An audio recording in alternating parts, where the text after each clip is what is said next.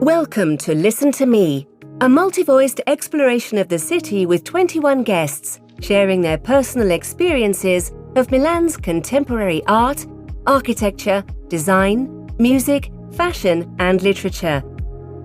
We explore each theme in 4 episodes.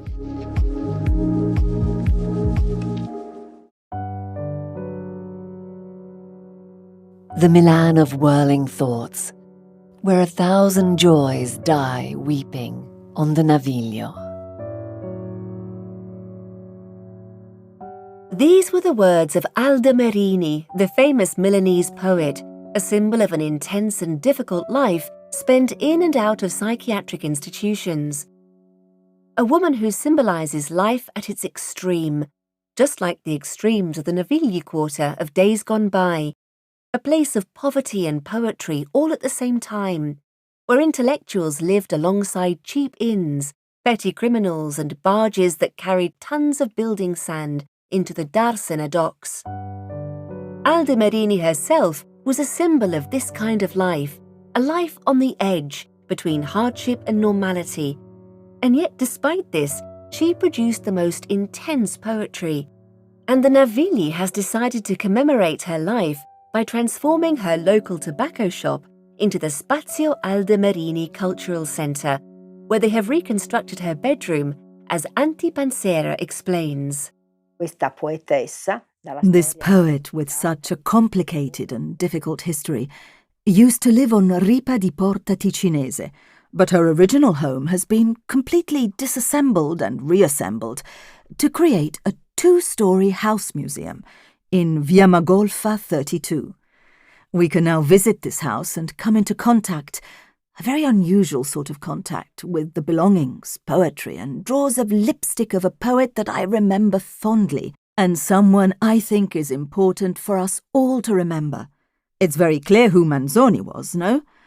Alessandro Manzoni, who wrote The Betrothed, whereas Alda Merini is something completely different. I think that even young people and visitors from overseas will discover a very unusual aspect of our poetry and literature. Alda Merini's poems have received extraordinary recognition, so much so that writer Alberto Rollo defines her as the pop poet. I even got to write a few things with Alda Merini. In reality, Alda Merini can be identified with the Navigli, but she was a pop poet. Really, this would be a compliment for her, because she turned her existential struggles into a manifesto and transformed them into a form of poetry with different slants of different standards. But when that standard is high, it makes its mark. It cuts really deep. And in that sense, it allows us to interpret her not only as a woman, as a mother, but also as an unsettled and unsettling presence within the Milanese literary world. And this is all to her credit. Alda Merini, the Navigli have always been pop, in the sense of having a popular, even unsavoury past, and also pop in the sense of a mixed roughness and sophistication, which can be a little disconcerting at times, but rarely leaves you indifferent. Until the 70s, the Navigli was Milan's main inland port. Like every port, it was a world of cheap trattorias, thieves, and students on the hunt for cheap accommodation. This popular soul has remained in the memory of not only the Milanese, but also people from further afield. For example, Francois Berthoud, a well-known fashion illustrator, recalls his youth in the trattorie of the Navigli. Right in front of my studio in Via Torricelli, there was a dairy called Dalla Maria.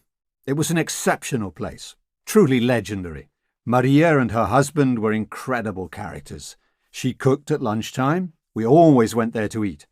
She always used to serve these gigantic portions. She spoke Milanese, a made-up sort of Milanese. She said things in her invented Milanese that no one had ever heard uttered before. Anyway, I distinctly remember she had a strange way of talking. It was really amusing. And she always used to give Moroccan immigrants something to eat. She would take them in the kitchen and give them a meal for free. She used to put things by for charity. So on the one side, she was always there moaning like every good Milanese does.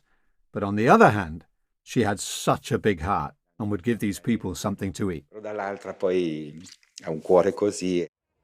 Today, with its vast array of bars and eateries, the Navigli is a magnet for tourists and young people. So much so that they almost take over the area.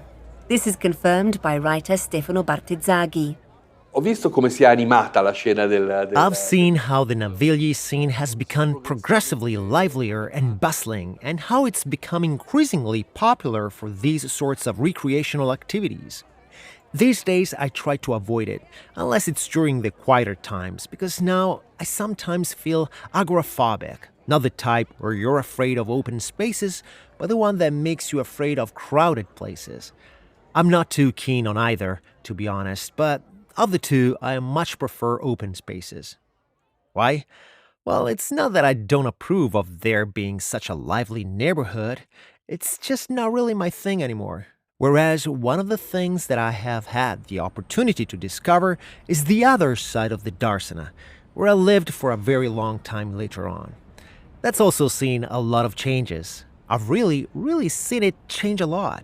There were still dangerous streets in the 90s. Then a curious transformation took place. The population changed. A few things got sorted out, but it wasn't done up, restored, or anything like that. It's still as it was. It has maintained a certain identity, and it still has a good mix of different social classes. But that danger, that criminal element, that's all gone now. Di pericolo, proprio di malavita, non c'è più. Despite its history, the Navigli canals conceal corners of beauty and poetry, like the wisteria that grips onto the walls of the Spazio Alda Merini courtyard, or the small cultural centres in the side streets, where you might sometimes hear the unexpected notes of a jazz concert. Then there are two bookshops that overlook the Naviglio Grande canal. On one side, there is a shop called Libri Senza Data, where you can find rare editions and antique books, while on the other, there is the Libraccio bookshop, popular with students on the hunt for cheap second-hand books. Here, in this dynamic and ever-changing quarter, this spirit, these two intellectual and popular souls, are immediately palpable more than any other district in Milan. Take Darsena, for example. Today, it's a permanent home to sports events and nightlife. But then, all of a sudden, you come across a plaque that reminds us that Elio Vittorini once lived here, a key protagonist of the post-war Milanese intellectual scene, and the author of Men and Not Men, a hard and ruthless book about a Milan shaken by the Second World War. The Navigli area is easy to explore and begins at the stop Porta Genova on the green metro line M2. Our literary tour ends here. But wait, don't take your headphones off just yet. In the other episodes, we'll be taking you on a discovery of some of the most interesting corners of this international capital of creativity.